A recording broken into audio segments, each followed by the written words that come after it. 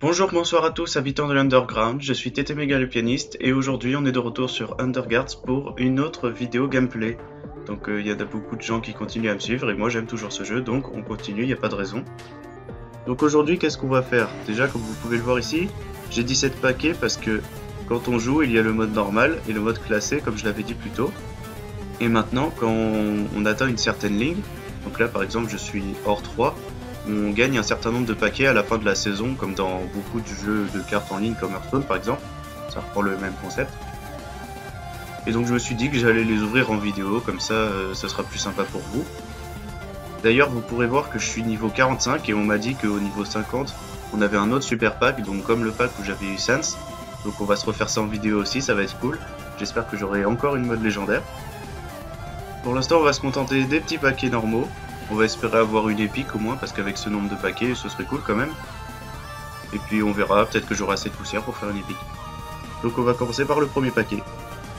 Donc pour celui-là, on a que des communes. Ah oui, très important. Comme je l'avais dit sur Twitter, maintenant le site a été traduit en partie en français. C'est-à-dire la majorité des cartes a été traduite en français.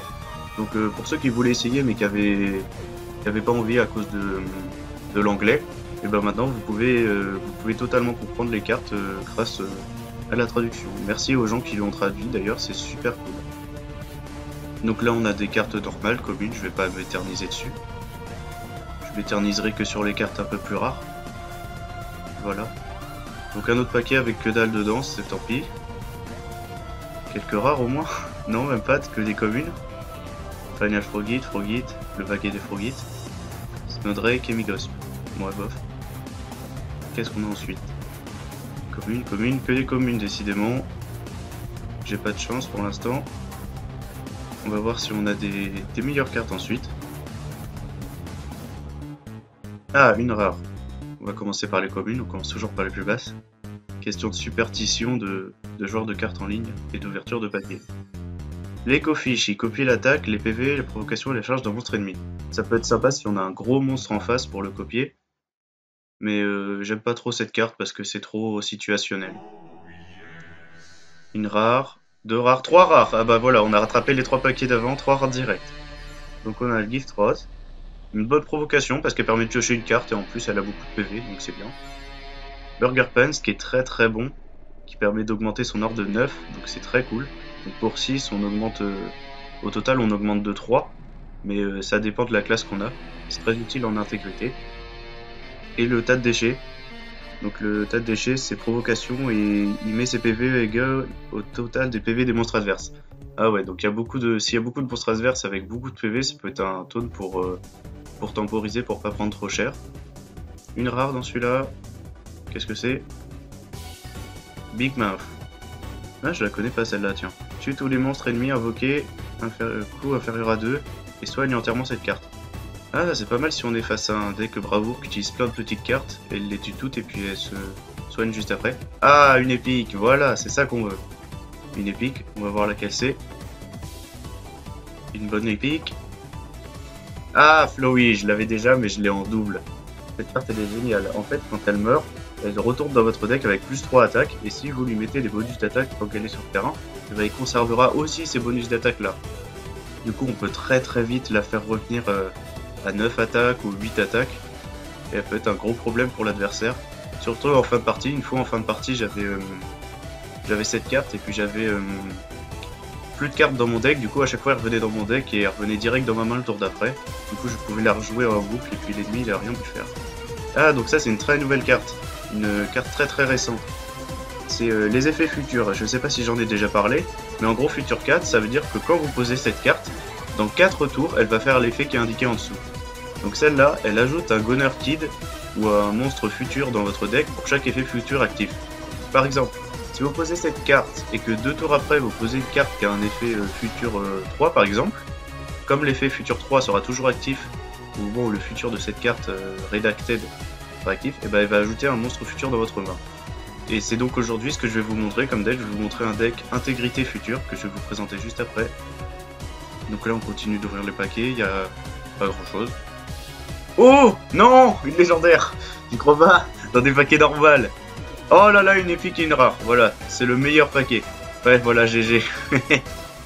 Tu fais bien. Alors, Thunderplane. Et encore l'Ecofish. En épique, on a... Ah, Napstablook, je l'avais pas. Au début de votre tour, gagne moins 1 d'attaque et si cette réduction atteint 0, s'auto-détruit. Attention, on va voir la casser. La légendaire.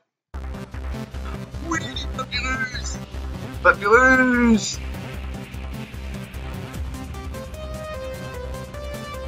Voilà, je suis content. Oh yes, Papyrus! Oh là là. Faudra que je vous montre son effet après d'ailleurs. Parce que du coup, je l'ai sauté, j'étais trop content. Donc là, on a des rares, on s'en fout, on a une légendaire. C'est nul les rares. C'est pourri les rares.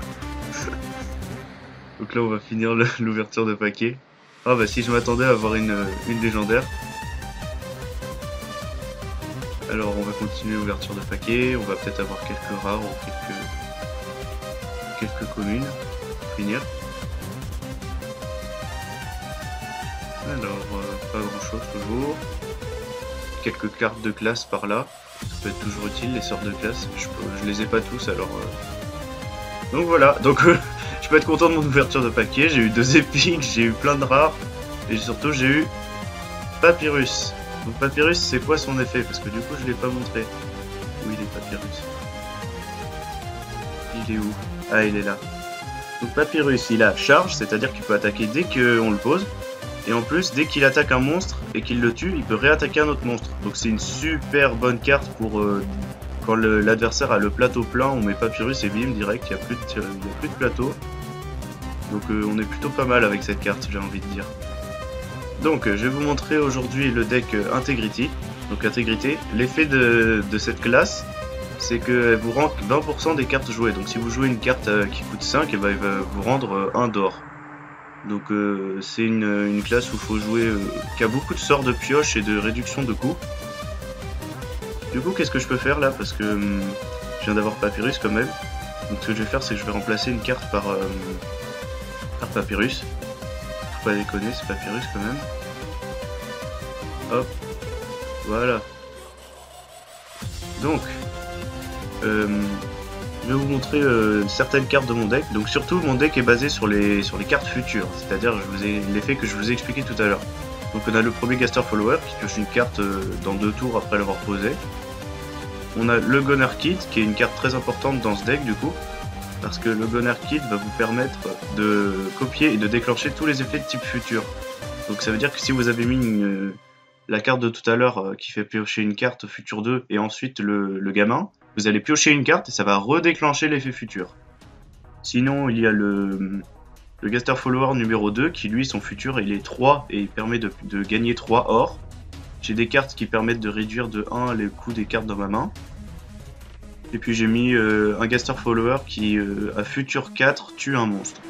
Donc voilà, ce deck est pas encore au point mais j'aime bien ce deck, je voulais le faire depuis longtemps. D'ailleurs il faut que je remplace une carte par Redacted, je pense que je vais enlever... Qu'est-ce que je peux enlever? Je vais enlever un Investis, non un Gaster Follower, tant pis. Et puis je vais remettre un Redacted, la carte que j'ai eue tout à l'heure, elle est là. Donc je vous retrouve pour un match contre un abonné qui était là et puis que je voulais combattre, que je combats souvent avec lui. Il est fan de Métaton Néo, donc on va voir, je pense qu'il va l'avoir. On se retrouve pour le match, à tout de suite. Donc voilà, on est là pour le match. Donc on va commencer, on va enlever ça, c'est trop cher, ça c'est trop cher, puis ça permettra de piocher. Cool. Donc on va commencer par mettre un Gaster Follower pour mettre un petit monstre sur le terrain qui permettra de piocher une carte. Donc voilà, défenseur il est niveau 76 mais faut pas croire, il a l'air pas beaucoup plus fort que moi par rapport au niveau mais il l'est beaucoup plus. Il a quasiment toutes les légendaires, il en manque une je crois, et à chaque fois il me bat quasiment. Je l'ai battu qu'une fois donc on verra bien. Donc là apparemment il pose pas... Ah si, il vient de poser un monstre, donc il a tué mon... Il a tué mon Gaster Follower. Ah oui, donc ce deck là je crois que je l'avais déjà vu. Il monte beaucoup son or grâce à cette carte qui augmente son or de 9 et il la renvoie dans sa main pour remonter son or à chaque fois. Donc ça va être très problématique s'il continue comme ça. Moi je vais jouer une carte qui augmente mon or de 6 pour pouvoir jouer ça et ça. Parce qu'on va pas mettre que ça quand même. Donc on commence à le connaître, voilà. En shiny de l'épisode dernier. Ah, il la silence. Bon bah voilà, adieu Sans. Oh, il a Undyne. Bon bah voilà. Undyne, elle inflige 8 points de dégâts répartis aléatoirement entre tous les monstres ennemis. Donc là, comme je fais qu'un seul monstre, il a pris cher. Bon, du coup, je vais la tuer avec le Gaster Blaster. Puis je vais passer mon tour. Donc là, elle a le terrain libre pour me faire bien mal. Je sais pas ce qu'il va mettre. La dernière fois que j'ai joué contre lui, il avait joué Mephette, ça m'avait bien embêté, donc ah, et bien sûr, ça tue pas. Bon bah je vais mettre La Fontaine. La Fontaine qui est une super carte provocation pour moi. Il vient de mourir, donc ça prouve bien son efficacité. En fait, La Fontaine, elle rend de points de vie autant que vous avez de... Autant qu'elle prend de dégâts. Par exemple, si un monstre à 6 l'attaque et lui inflige 6 points de dégâts, elle va vous rendre 6 points de vie, donc ça peut être très utile. Non, je vais pas déjà mourir quand même, c'est pas possible. Je peux pas déjà mourir. Oh, la partie nulle. Oh non. Bon bah, si je meurs maintenant, ça aura été vraiment nul comme partie. Bon, bah, qu'est-ce que je peux mettre? En fait, quoi que je vais mettre, j'ai perdu. Voilà, c'était la partie courte. Oh là là. Bah voilà, j'ai eu une mauvaise main de départ et puis il a eu les bonnes cartes dès le début pour me contrer. Oh, voilà, c'est fini. Je sais pas ce qu'il va faire. Est-ce qu'il va essayer de jouer avec moi comme un renard avec une poule? Mais non, il m'a même pas tué. Non, il est sérieux. Allez, vas-y, tue-moi, de toute façon, j'ai perdu. Il va essayer de nous montrer des légendaires, j'en suis sûr. Voilà, Mephette, j'en parlais. Mephette, elle a changé de truc avant, maintenant c'est différent. Elle gagne plus 2 plus 1 à chaque fois qu'une araignée est invoquée. Et elle place 3 araignées dans chaque deck quand elle est invoquée. Du coup, lui, ce qu'il aime bien faire, c'est mettre plein d'araignées et les renvoyer dans sa main pour la booster encore.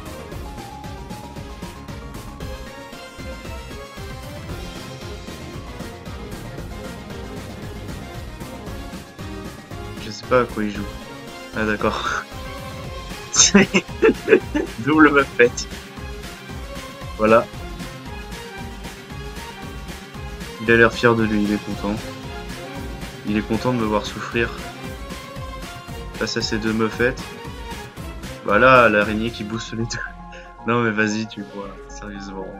Défenseur, si tu regardes cette vidéo, je te vais.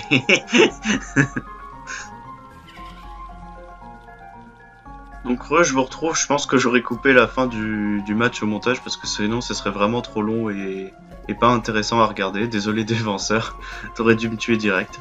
Ou j'aurais dû abandonner, j'aurais dû y penser. Donc là on se retrouve pour un match contre un autre ami sur Undercards qui s'appelle Azriel 862, je crois. Il s'est pas connecté, faut que j'attende. Donc voilà, le match a commencé, je vous reprends. Donc Azriel joue gentillesse.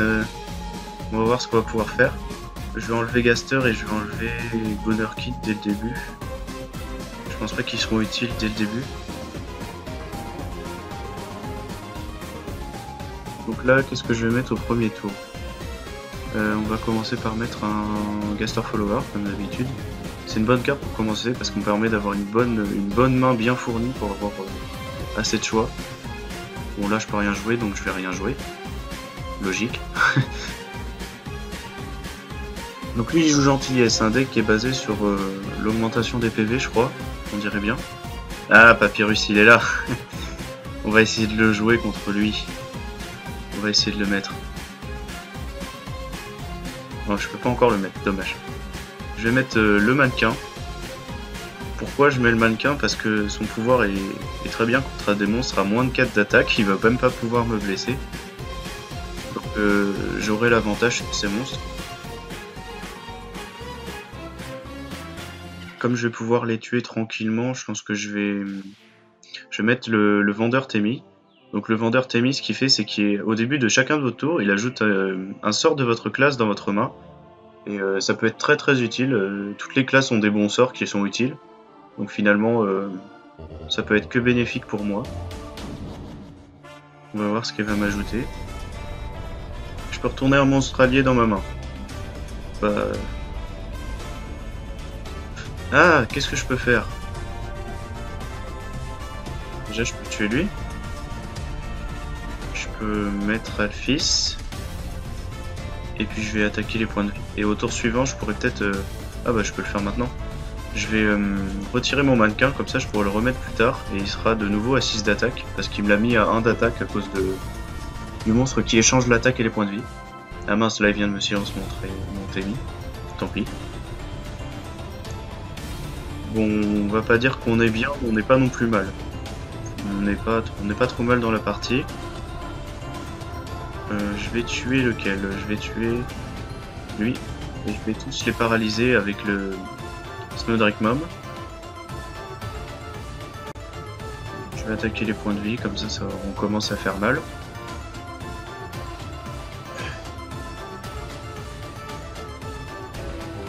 Ah, il a aussi Alphys. Oh, c'est une épique très très très bonne. Donc forcément, beaucoup de gens l'ont. Beaucoup de gens l'ont dans leur deck. Là, on va mettre la fontaine, comme ça on va pouvoir se soigner un peu avec ce qui va essayer de nous mettre.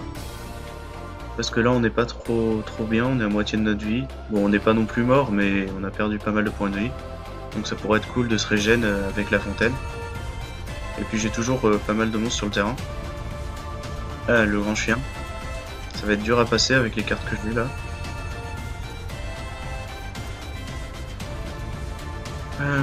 Qu'est-ce qu'on peut mettre? Taper lui et puis on va mettre Papyrus. Allez, ce plaisir, attention.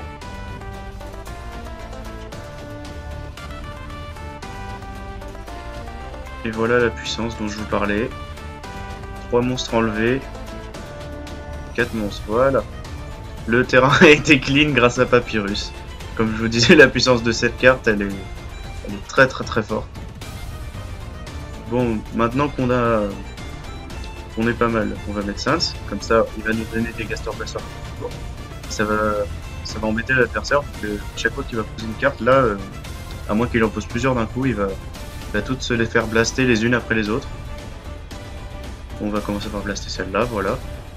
Allez, au revoir, faites les man, ça dégage. On va... tout ça...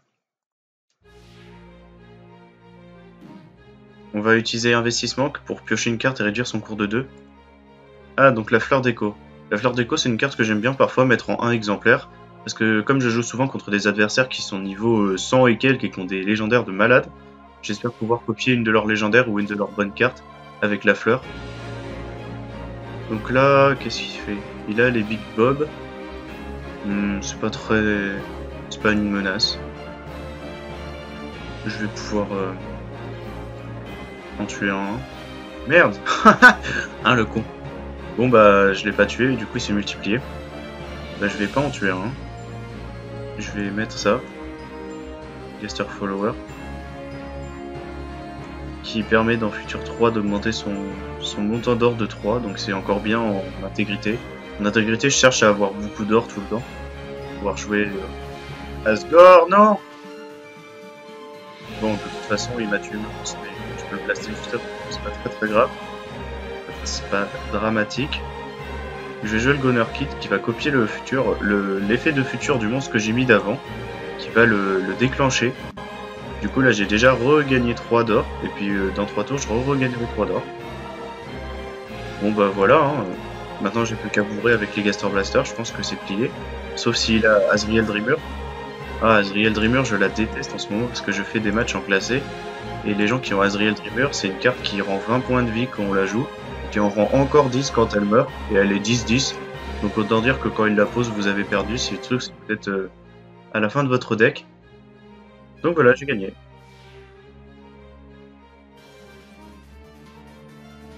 C'était un bon match, merci Azriel à toi si tu regardes cette vidéo. Donc je sais pas à combien on en est. Je pense que ce sera une vidéo valable. Donc j'espère que vous avez aimé cette vidéo. Si vous l'avez aimé, n'hésitez pas à le dire ou dans les commentaires, à me signaler ce que je peux faire pour m'améliorer. Vous pouvez aussi aller jouer au jeu si le jeu vous plaît. Et puis je vous dis à la prochaine fois pour une nouvelle traduction ou pour un autre gameplay d'Undercards. J'ai hâte de vous montrer le fameux projet qui arrive en mai. J'espère que ça vous plaira aussi. Certains ont peut-être trouvé de quoi il s'agit. Enfin, je vais pas en dire plus, sinon je sais que je vais être trop bavard et que je vais tout dévoiler. Je vous dis à la prochaine. Salut!